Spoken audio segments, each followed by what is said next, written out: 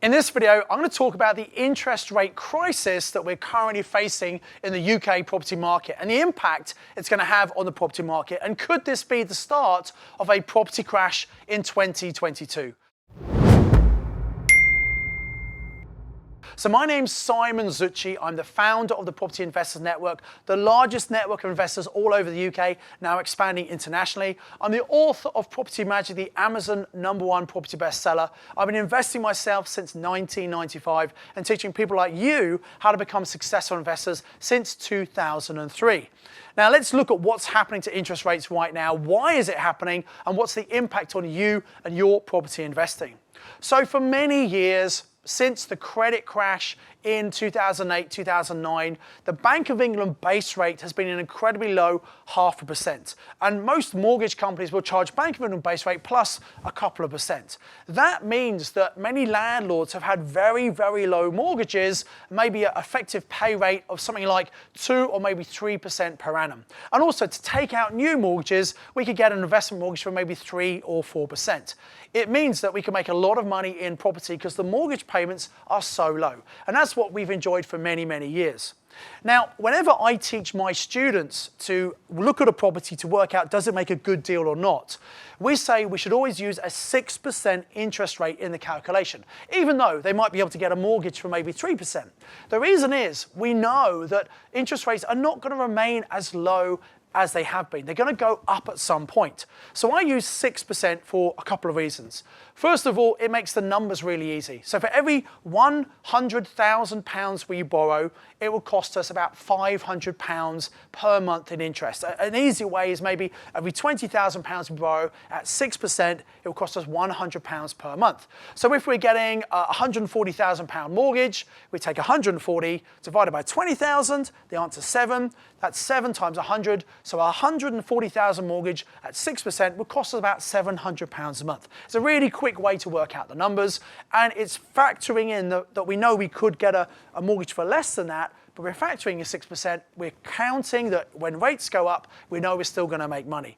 That's what we used for many, many years. Now, interestingly, right now, mortgage companies are using much higher than 6%, and what that means is many single-let properties just don't stack up. It's very difficult to get mortgage on single-let properties right now, which is going to potentially cause a market crash, but I'm going to come back to that later on.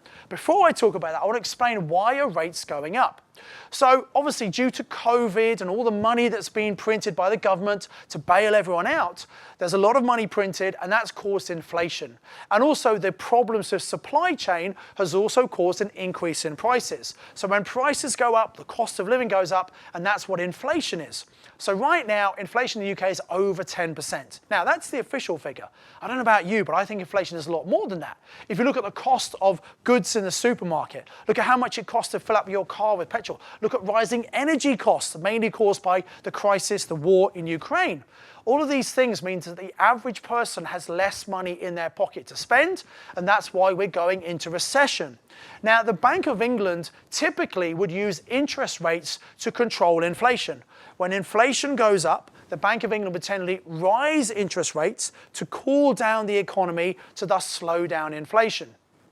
Now, there's a slight challenge there because the government has borrowed so much money to bail everyone out over COVID. It's in so much debt. If interest rates go up too much, it might be difficult for the government to meet their interest payments and the country will default on its loans. So the Bank of England are in this real difficult position where they kind of know they need to put interest rates up to control inflation, but again, they can't put it up too much because of the problem the government will have. So during 2022, we saw interest rates start to go up. Now, many landlords are on what we call variable mortgages. So that's linked to the Bank of England rate. As the Bank of England base rate goes up, many landlords pay more money. Now, when you take out a mortgage, you can fix your interest rate. You might fix it 2 years, 5 years. So even if rates go up with the Bank of England, you're paying the same amount. That's what many investors do just to have that stability.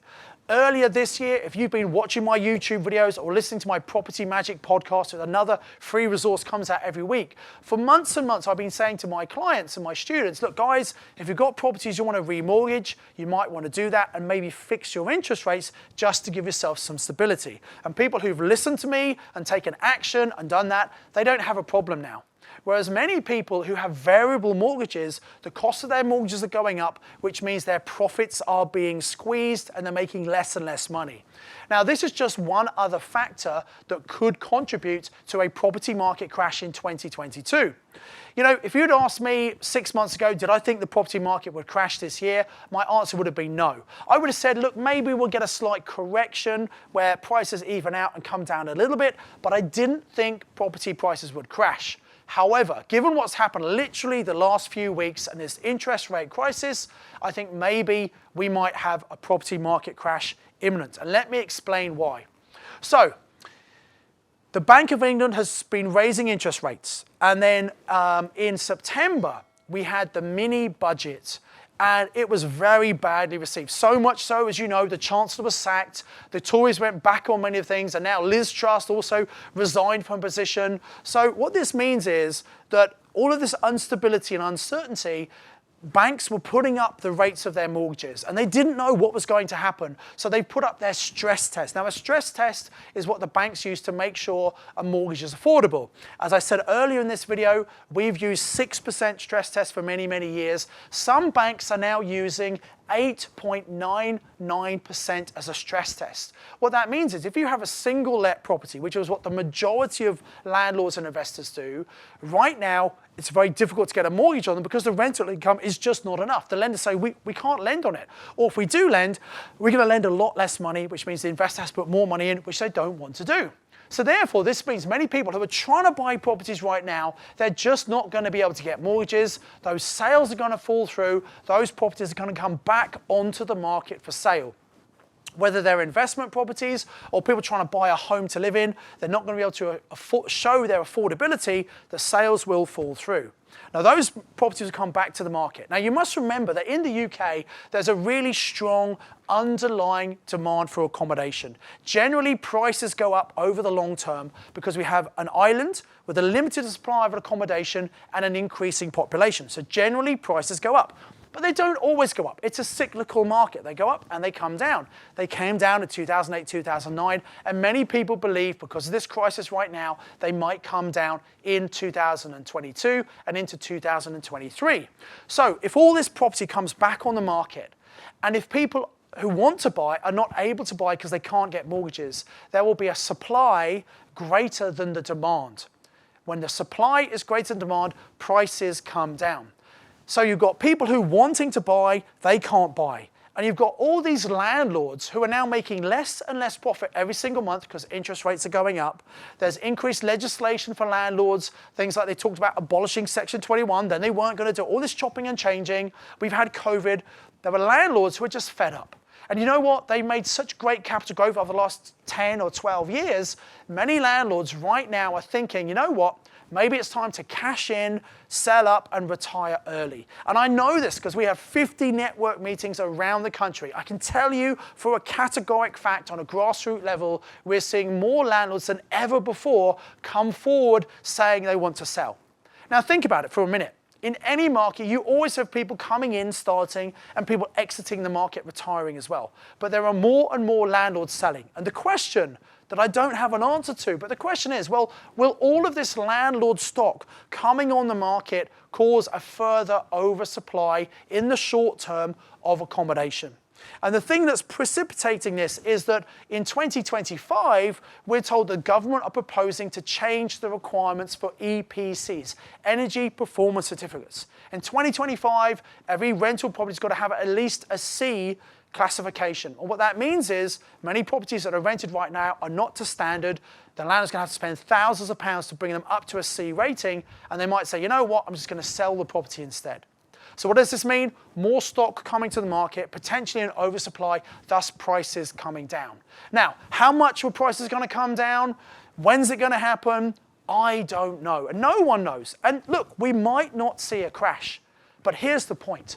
many people, especially people who've been investing 20 plus years, who remember the crash in 2008, 2009, they might be fearful that prices are going to come down 20, 30%. I don't think they will do, but I don't know. But some people are going to be fearful of that. What that means is they might be prepared to sell their properties now at a discount of 10, even 15% off the current market value because they're worried they could drop further. So therefore, I think we are going to see property prices come down. I think there's going to be lots of people wanting to sell, not enough people wanting to buy. And if people can't get mortgages, it means there'll be other strategies such as purchase lease options, rent-to-rent, vendor finance might be even more powerful than they are right now.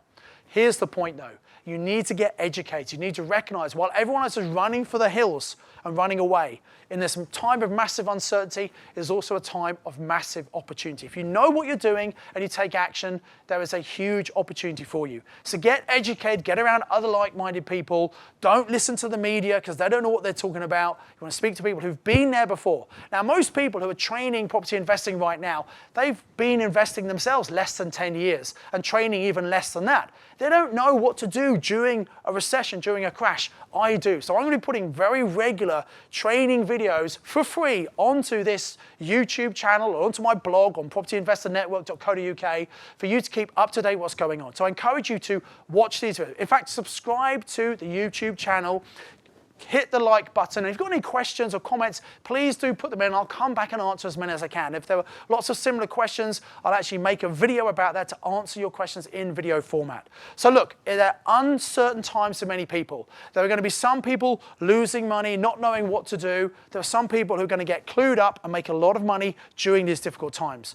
You get to decide which side of the equation you are sitting on. So if you like the video, hit the like button, subscribe to this channel, put some comments below if you want. And also, I have some training, some free online training. It's a 4-hour workshop where I'm going to go through some strategies showing you how you can really maximize your cash flow. There are certain strategies you can use that are recession-proof strategies that they're high demand, they're high cash flow, but they're also very cost effective for your clients who are going to be renting those properties from you.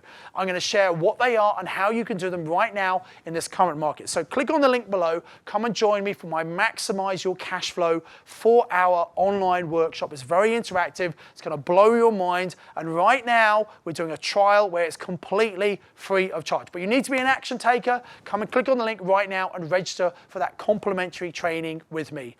As ever, I encourage you to invest with knowledge, invest with skill. I've got another video lined up for you. I'll speak to you very soon. Take care. I do hope you got massive value from watching this YouTube video. I'd encourage you to click on the link below to come and do the online training with me. And I've got another video lined up for you, which I think is also going to be really useful that you should watch once you've registered for the online training with me. So invest with knowledge, invest with skill. I'll see you very soon.